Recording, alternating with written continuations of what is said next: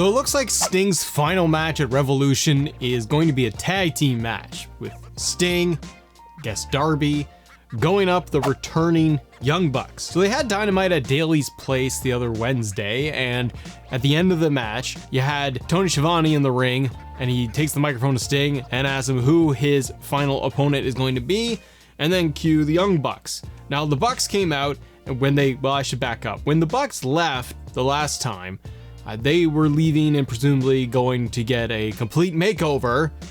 They did literally. The Bucks were going to go away and come back with new personas. They were going to become big heels, I guess. So they came back at Daly's place on Dynamite and they stood at the ramp. Now, the first thing I'm going to say about this, because the video we're talking about Sting's retirement match. Is this a good idea?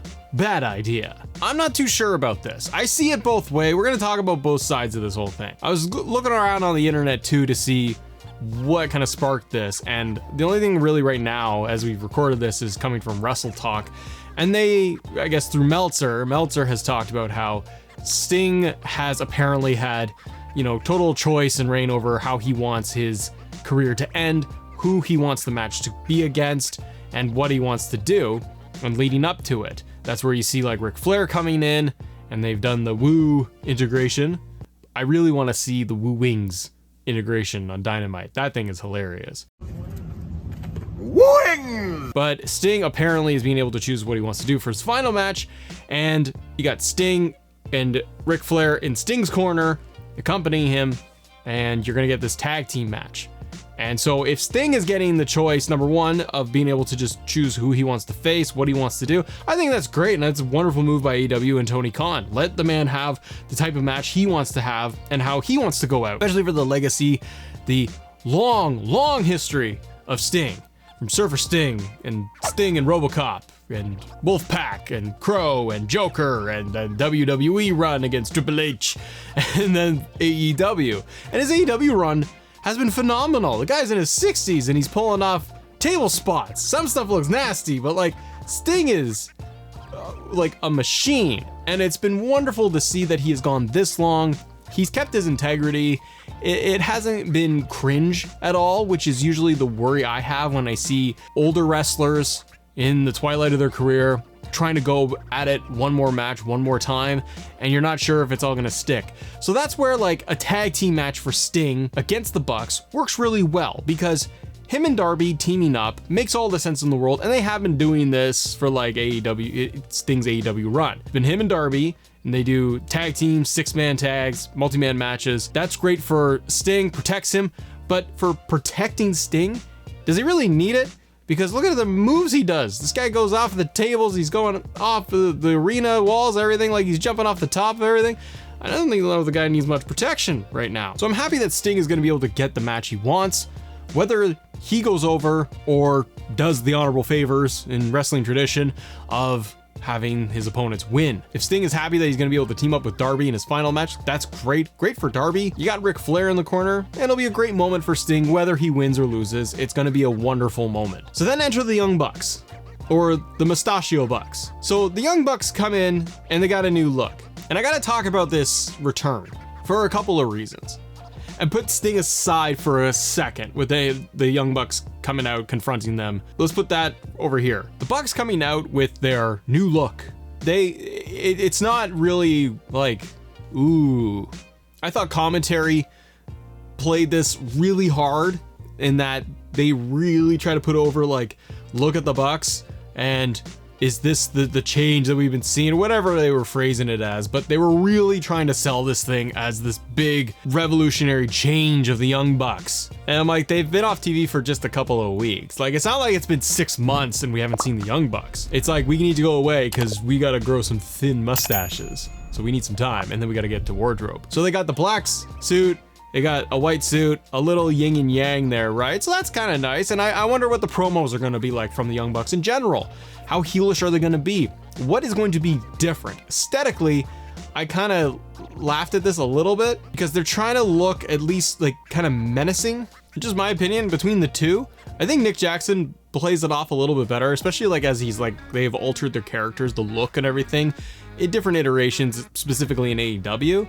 I think Nick's always done a pretty good job of tweaking like his beard and his overall look. Matt Jackson was the one that I couldn't help but kind of giggle, because he looks like he's just trying so hard to be serious, and he's got the mustache going, and it's just the whole thing. And the segment itself, again, put Sting aside and you just have the Bucks reappear. I thought it went too long. You're at the end of Dynamite. This thing should be wrapped up very, very quickly, and having the reveal that, oh my gosh, it's the Young Bucks.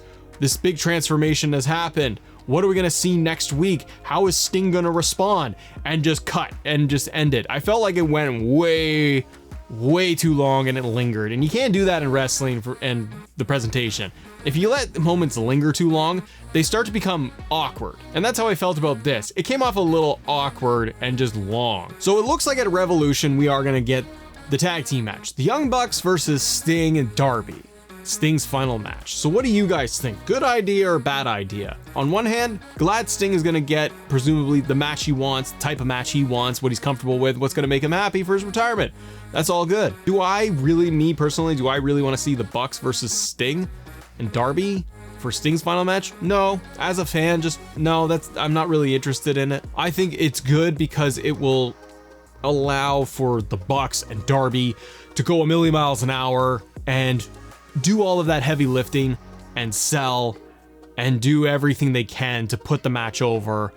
And not that Sting needs to be put over, but you know what I mean, to make Sting really shine. I think they will all the guys in the match will do that, and it will come off really well. I don't really want to see any type of tag team match though for Sting's final match. And because it's the Young Bucks and their new refreshed heels with a new gimmick or persona or whatever, I don't really know what this is going to do long term, because traditionally, or when you look back on things, you know, it's kind of good to have the retiring or the legend or whatever, they're kind of passing the torch so that it's gonna help somebody else in the future that is going to get this win or be able to have this final feud with this person.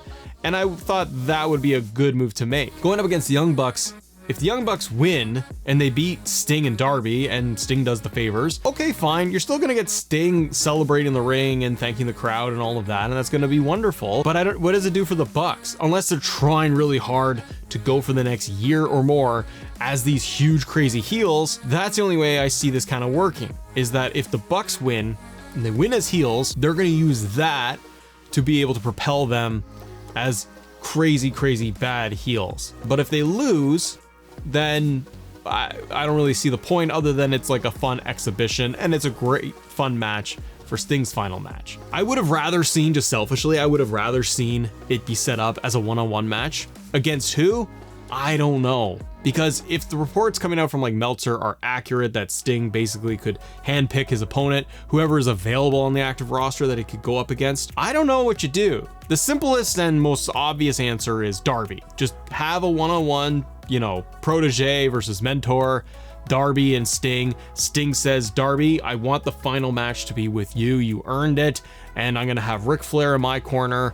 And I want this to be just a lot of fun, and just like kind of lean into it. And you have both men shake hands at the end of the night, and Sting gets the final moment. And Darby can just bounce all over the arena for Sting, so Sting doesn't have to do a lot of crazy moves. So I think that's the obvious choice. But with AEW, I think part of the problem here is I can't think of anybody else that they are building. Well, there's the odd names, but like there aren't a lot of picks in terms of wrestlers that are available, like not really in a key storyline, that would fit in this moment in a one-on-one match. Now, I say, like, who are the kind of few? For me, Swerve would be wonderful, because Swerve is somebody coming up. He's got huge, long future, bright future ahead of him, and I'd love to see Swerve in that spot, win or lose, and he gets that match against Sting. And if he won and Swerve beats Sting, you kind of give him that Randy Orton legend killer piece. He's the guy who ended Sting's career. Gives him more heel heat, but Swerve is in an interesting spot where the crowd really likes him. So him beating Sting, I don't know. I don't know if that's the right move, but I think for somebody young coming up who's gonna be in title contention soon. Swerve would be a great pick for a one-on-one match. Someone else I would have said maybe is Wardlow, but if he was positioned differently. It's been so start and stop with him over his whole career with AEW, and there are flashes of like he could be a top guy, but now he's in the whole Undisputed Kingdom thing, so that doesn't even work. And if this person wasn't wrapped up already in a really big storyline, I would have said Christian Cage. If Adam Copeland didn't show up when he did, I kind of would have positioned Christian to be the guy, to have that legend match against Sting. They can put together a really solid one-on-one match.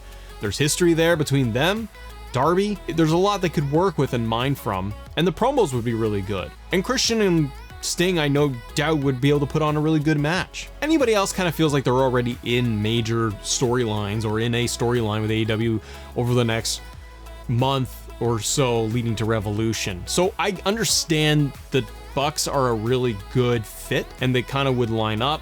You could have done like FTR if you wanted to go in a tag position, but again, if they're trying to get a heel team that would work, this does kind of work. But again, one of my concerns with this whole thing, this tag team match, is who's gaining coming out of this? Is it gonna be the Bucks? I don't think they need it. Like, if the Bucks win, again, it's like, well, where do they go? What are they gonna do? Just challenge for tag titles and we're kind of right back to where we were? And if they lose, what was kind of the point? But I hope Sting gets a really good send-off and the match goes well, and I'm still excited to see it. But comment below, what do you think? How would you have booked Sting's final match? Be it a tag team match or a singles match. If you guys enjoy videos like this, check this one out because we are talking about Tony Khan and Tony's antics in the last week. It's been kind of wild. Have a great day, everybody. I'll see you on the next one. Bye.